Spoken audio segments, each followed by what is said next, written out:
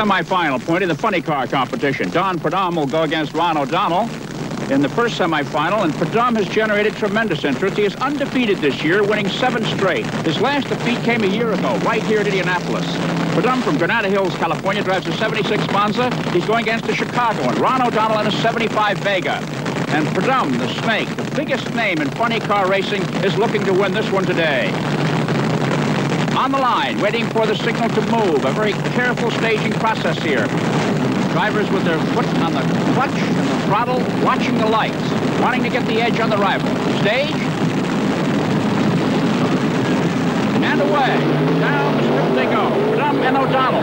And Prudhomme runs away with it as O'Donnell has trouble.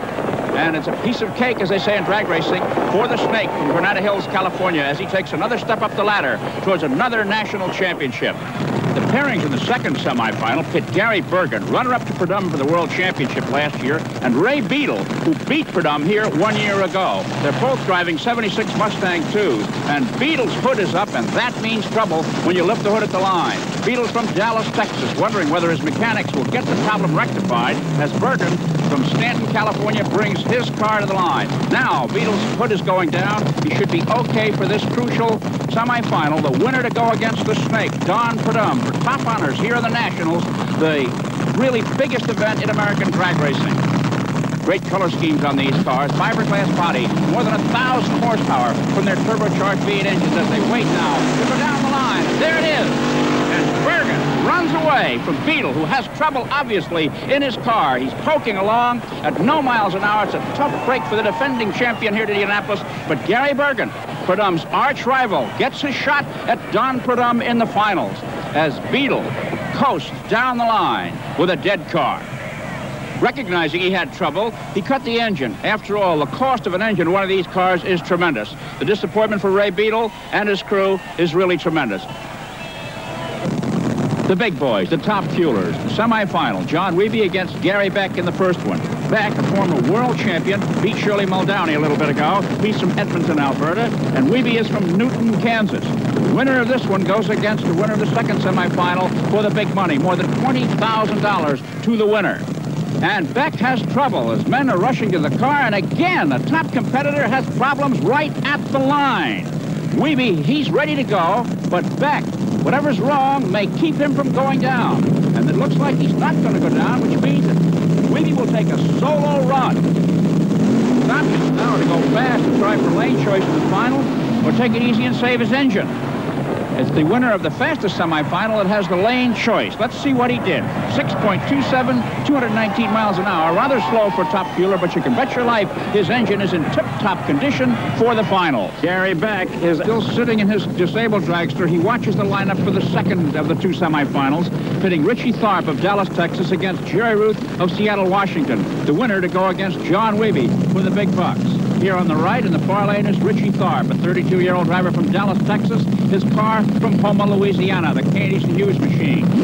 Jerry Root from Pacific Northwest, another top competitor in the near lane, as they come to the line with their long wheelbase supercharged slingshot dragsters. Standing between the front wheels, facing down the track, starter Buster Couch. Ready to turn the lights on, we'll send them on their way to see who will go into the final. And Tharp smokes his rear tires, but stays ahead of Ruth to win it and go into the finals against John Wiebe. His 599, 245-mile-an-hour run will give him lane choice against Wiebe in the big money final for the top honors here at Indianapolis Raceway Park. And now we're going to take a very quick look at the finals and the other categories of the drag racing competition that's contested here at Indianapolis Raceway Park. 1,000 cars and more in the pit area, and there's been some exciting action throughout the meet here. The fuel bikes are an interesting category. T.C. Christensen of Kenosha, Wisconsin, aboard a Norton, took on Joe Smith of California astride a Harley, but Smith fouled, and Christensen was the winner. In the modified category, Don Coons Jr. of Cayuga, Indiana, was against Jerry Ault of Dayton, Ohio. Ault had his problems, blew his engine, and crossed the line into the other lane, giving the victory to Coons. In blowing his engine, he spilled oil on both lanes, and that affects lane choice. In Superstock, Dave Burton took on Don Bowl. It was a real close-up all the way. So close, in fact, the electric eye had to tell us who the winner was. It was Bertman in the far lane in his 71 Dodge Challenger. In the Pro Comp category, Dale Armstrong of Torrance, California, went against Dave Settles over from Euless, Texas. Armstrong fouled, giving a win to Settles. 7.14, 170 miles an hour in this category. And that brings up the Pro Stock Finals. Wally Booth against Frank Iaconio for some $14,000. Booth in the near lane, Iaconio in the far lane. And red light, far lane. Iaconio is too anxious, and Booth goes down the line to win his first national title in 14 years of drag racing competition. It'll be a happy time in Berkeley, Michigan for this man and his crew. A tough break for the youngster from New Jersey, a little bit inexperienced, and he got off the line too fast and red lighted. And now let's turn our attention to Top Fuel and Richie Tharp. Well, Richie, you ready for the final? I'm ready. You know, he's going to have hell beat me. I'm ready. What kind of a day's it been for you? Oh, it's been, you know, we've been changing a lot of pistons like everybody else. The first round, I think we got 3 pistons. In the second round, we got 2. Third round, we got 8.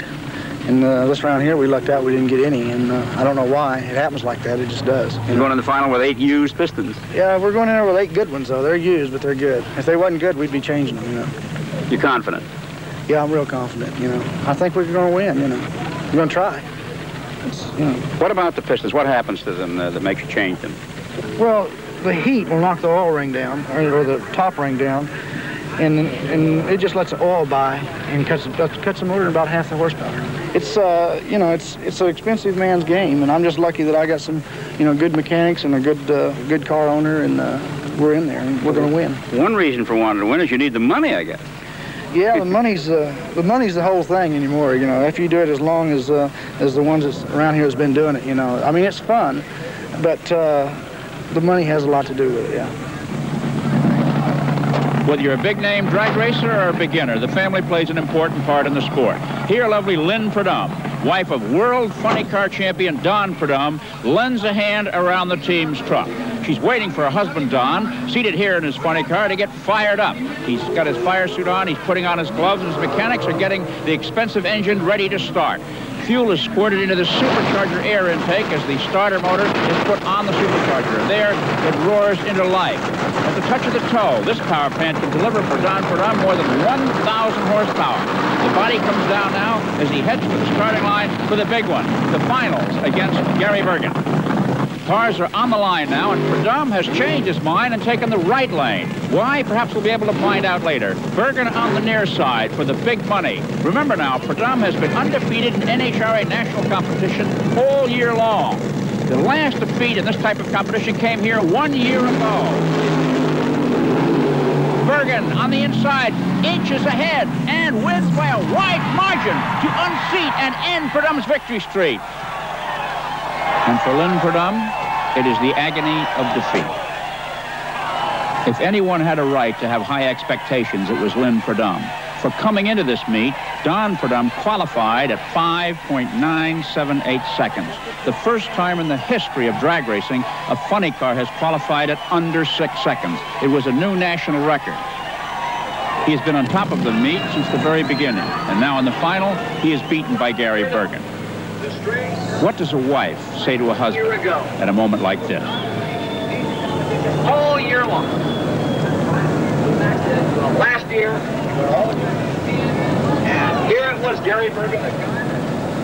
Oh, Gary, you pulled it off. How did you do it? Luck. Luck and a lot of experience. Did you know you had him beaten? I didn't see him coming through the lights, so, you know, I presumed he had some trouble.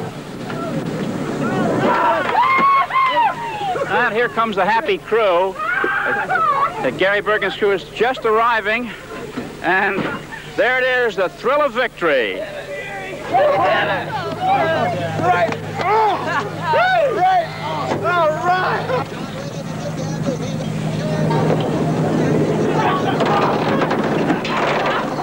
I knew he screwed up when he took that other lane. Oh.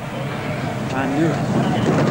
And now for the main event, the last race of the day, the last race of the meet. John Wiebe of Newton, Kansas against Richie Tharp of Dallas, Texas. Tharp in the far lane, Wiebe in the near lane. as they bring their long wheelbase dragsters to the line. More than $20,000 at stake in this one, and this is what the fans are waiting to see, who the top fuel champion will be. And Weeby's red lights in the near lane, giving it to Tharp in the far lane. And Weeby apparently doesn't know it. He races Tharp right to the wire, but it's Richie Tharp from Dallas, Texas, the new top fuel champion. And the time's identical to the nearest hundredth of a second, 6.11.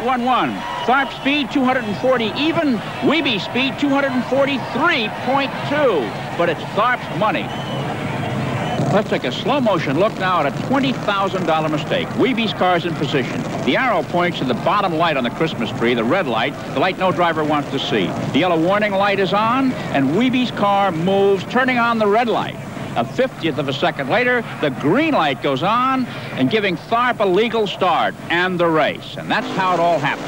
Take him any way you can get him, huh, Richie? Oh, you bet. You know, it was a hard fight. You know, my crew, man, you just can't believe how great they are. Did you know that Weeby red lighted?